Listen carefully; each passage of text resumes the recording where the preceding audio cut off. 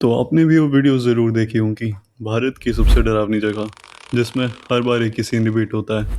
भूत, श्राप और एक टूर गाइड जो हर बात को इतना ड्रामेटिक बना देता है जैसे उसने खुद भूत से हाथ मिलाया हो।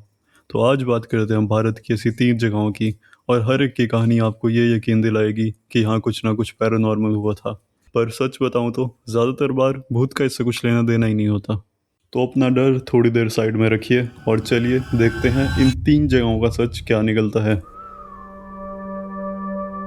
तो सबसे पहले चलते हैं उत्तराखंड। हिमालय के करीब 5000 मीटर ऊपर एक झील है, रूपकुंड।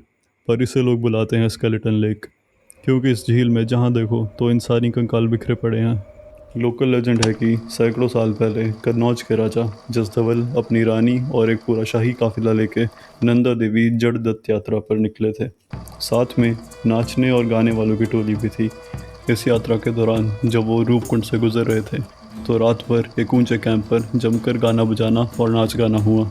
देवी को ये शोर शराबा बिल्कुल पसंद नहीं आया और गुस्से में उन्होंने मुट्ठी जितने बड़े ओलों की बरसात कराई और पूरा काफिला वहीं का वहीं दफन हो गया। यहाँ हर गाइड आपको आंखें बड़ी करते हुए यही बोलेगा, देवी का प्रकोप था साहब। पर असली स्टोरी सुनिए। 2019 में एक जेनेटिक स्टडी हुई है और सामने आया है कि कंकाल एक ही समय के नहीं हैं। 3 अलग अलग ग्रुप के लोग जो करीब 1000 साल के गैप में मरे हैं। एक ग्रुप 800 ईस्वी भारतीय ओरिजिन का और दूसरा लगभग 1800 ईस्वी, और उनके जेनेटिक्स सीधा ग्रीक से मैच करते हैं। मतलब हिमालय की एक झील में यूरोप तक के लोग मिले हैं और अभी तक कोई नहीं जानता कि वो वहाँ क्या कर रहे थे। तो नंदा देवी जी वाली थ्योरी तो यहाँ थोड़ी फीकी पड़ गई, पर असली सवाल ग्रीक के लोग हिमालय में ऐसे क्यों मर रहे थे, वो जस की तस है। साइंस ने एक मिस्ट्री सॉल्व करी तो दूसरी खड़ी कर दी। अब सच तो ये झील और पहाड़ी जानते हैं कि असलियत में यहाँ क्या हुआ था। अब राजस्थान चलते हैं, जहाँ एक पूरा गांव रातों रात ही गायब हो गया था। जैसलमेर के पास एक गांव है कुलधारा। 200 साल पहले यहाँ पे पालीवाल ब्राह्मणों की एक पूरी प्रॉस्परस कम्युनिटी रहती थी। कहानियाँ बताती हैं कि यहाँ का एक दीवान सलीम सिंह गांव की एक मुखिया की बेटी पर मर मिटा था। शादी की जिद पकड़ ली थी और गांव वालों को ये बिल्कुल मंजूर नहीं था, और गांव वालों ने झुकने के बजाय एक ही रात में पूरा गांव खाली कर दिया और जाते जाते एक श्राप दे गए कि इस गांव में दोबारा कभी कोई नहीं बस पाएगा। वही गाइड साहब यहाँ भी तैयार मिलेंगे।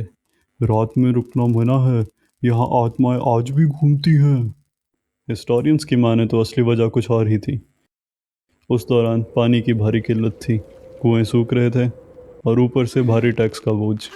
2017 की एक स्टडी में खंडरों में भूकंप जैसे नुकसान के निशान भी मिले हैं। मतलब श्राप नहीं, सूखा, टैक्स और शायद एक भारी भूकंप, तीनों ने मिलकर गांव खाली करवाया था। तो अगली बार इस गांव को कोई श्रापित बोले तो तुम उसे बोल सकते हो, नहीं गांव को पानी का बिल और टैक्स भारी पड़ गया था।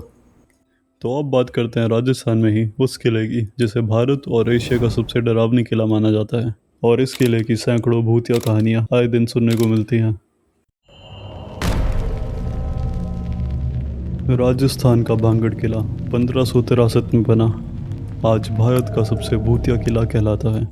एक तांत्रिक राजकुमारी रत्नावती पर मनमोहित हो गया था। उसे वश में करने के लिए एक जादुई तेल बनाया।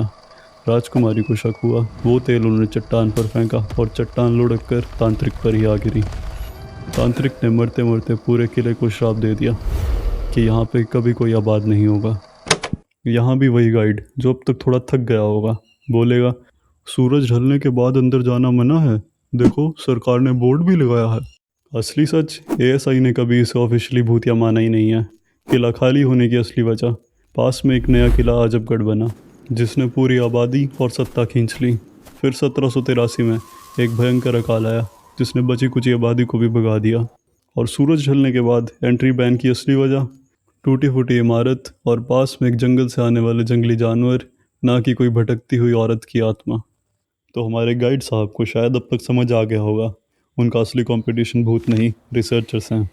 तो ये रही भारत की 3 जगहें जिनकी कहानी जितनी डरावनी है उससे ज़्यादा इंटरेस्टिंग इनका असली सच निकलता है।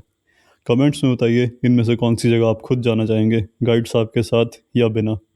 बस इतना ही आज के लिए, मिलते हैं अगली वीडियो में।